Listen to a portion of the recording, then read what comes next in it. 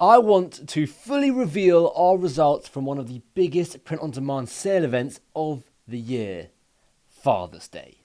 How many did we sell? Where did we get our designs? How many designs? What platforms? What products? How much did we make? What did we learn? And what will we change next year? Tons of questions, really. So I really put Father's Day up there with the likes of Christmas. I know it sounds weird and nothing comes close to Christmas, but in my 10 years of doing print on demand, the years I've tried over Father's Day, I've always ended up making a good chunk of change. So this time was a little bit different because we made evergreen Father's Day designs, and even now, the 20th of June, sales for these designs haven't stopped. And there's one simple reason for this, which I'm going to discuss with you a little bit later. Let's start at the very beginning. The very beginning. Subscribing to this awesome print-on-demand channel and helping me reach 100,000 subscribers. Okay, in all seriousness though, I ran this Father's Day test on our new store, the one we started in January. And if you haven't seen any of my previous videos before, my previous store videos, I basically started a brand new print-on-demand store in January to prove it's not luck. I've done a series of update videos for it, and so far it's going great. So, with Father's Day specifically, we created 16 designs. Not a huge amount, but enough so that we didn't repeat ourselves. And these were 16 unique designs. And, well, let's start with the good news first. We had a 100% success rate on all 16 designs. All 16 of them sold at least once.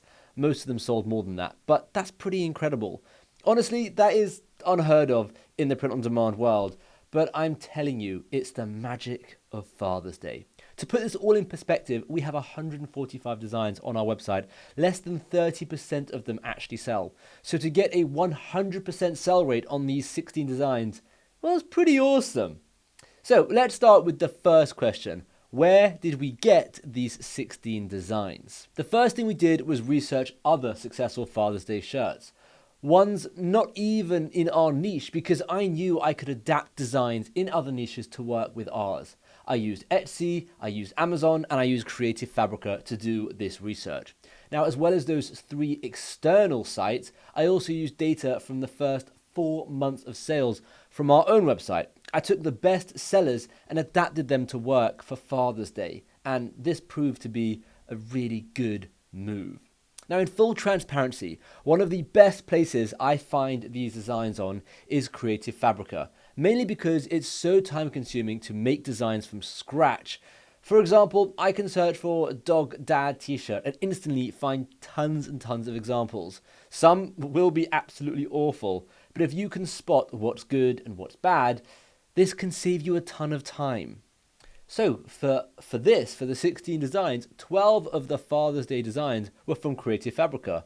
And because I'm selling on Shopify, I'm not actually worried about others selling the same thing as me. I don't have any competition on my own store. If someone doesn't buy one item and they buy another, they're all my items. This is one of the many reasons why I like to sell on Shopify. Now, with this particular year, I didn't list these designs anywhere else.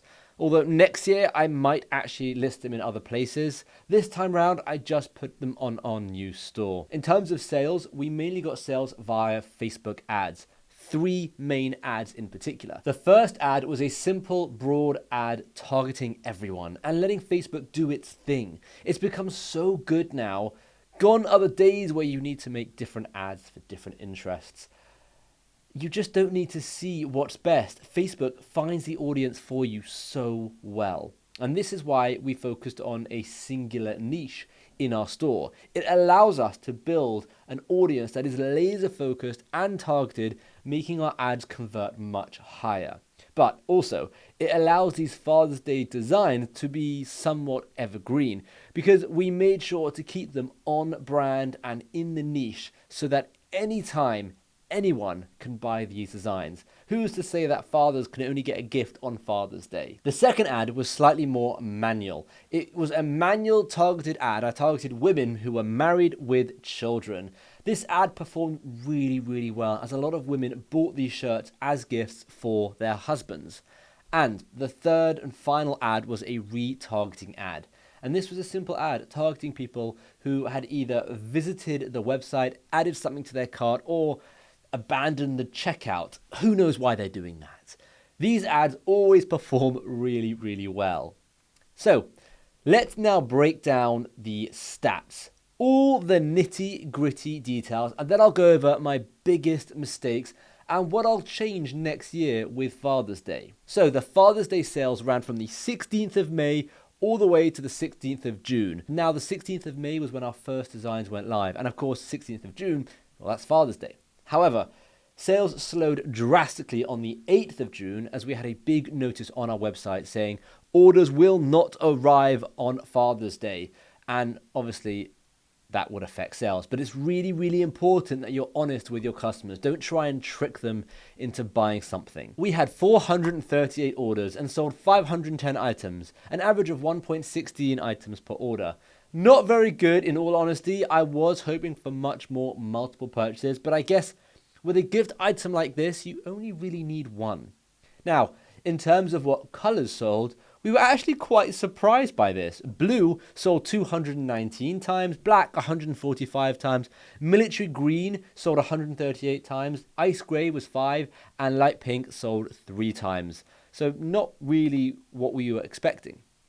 Now, we sold the Gildan 64,000 from SwiftPod through Printify. Printify is our go-to printer for print on demand. I've tested over 50 different printers and they've been my favorite. So much so that I've decided to partner with them. They're now an ongoing sponsor of this YouTube channel. You won't find other sponsors on this channel, tools or other print on demand companies, and that's because I really went off working with sponsors. I wanted my content to be 100% transparent. However, as I use Printify every single day, they're our main supplier. It only made sense to mention them when I make these kind of videos so that others would know who I use and who I trust for my print on demand store. So if you do want to check out Printify, the link's down below.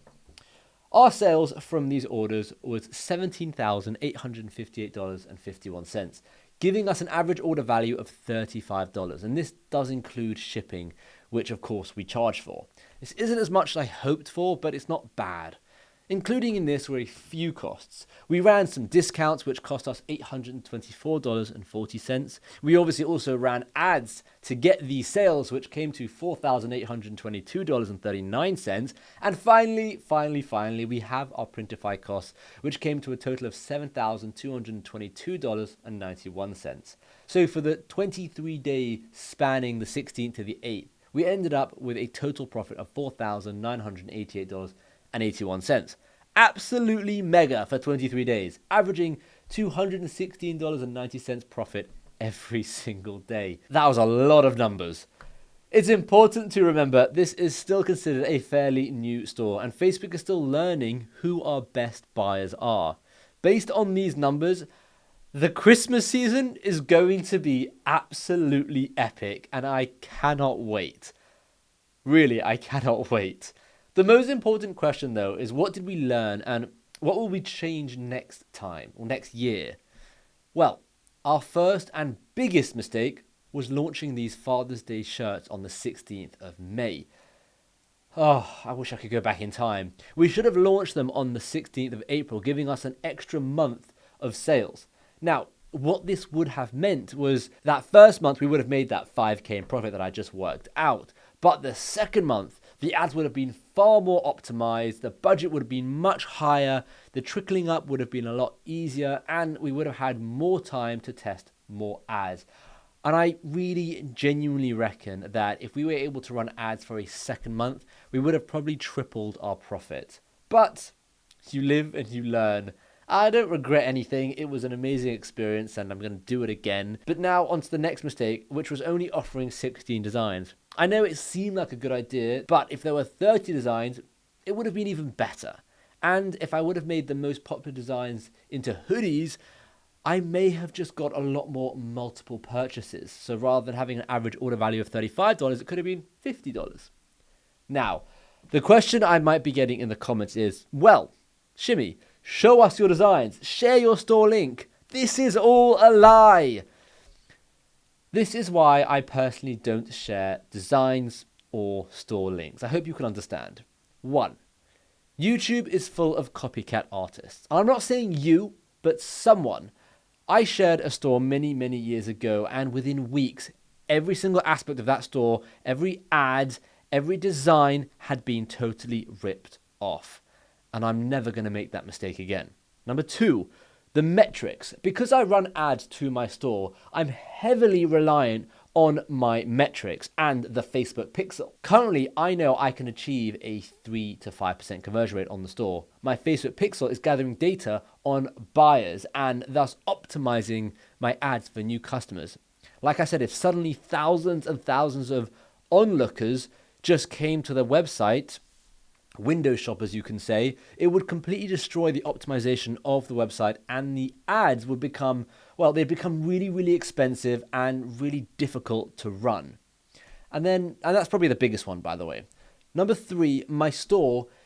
Well, it's really important to me, and there's a lot of you that can learn without needing to access the store. And in the Print on Demand Hub, I have actually created an exact replica of my store in a different niche so that everyone can go and see it and use it for reference and even copy it if they so wish. And number four, finally, there will always be people who simply don't believe me because I don't share the store.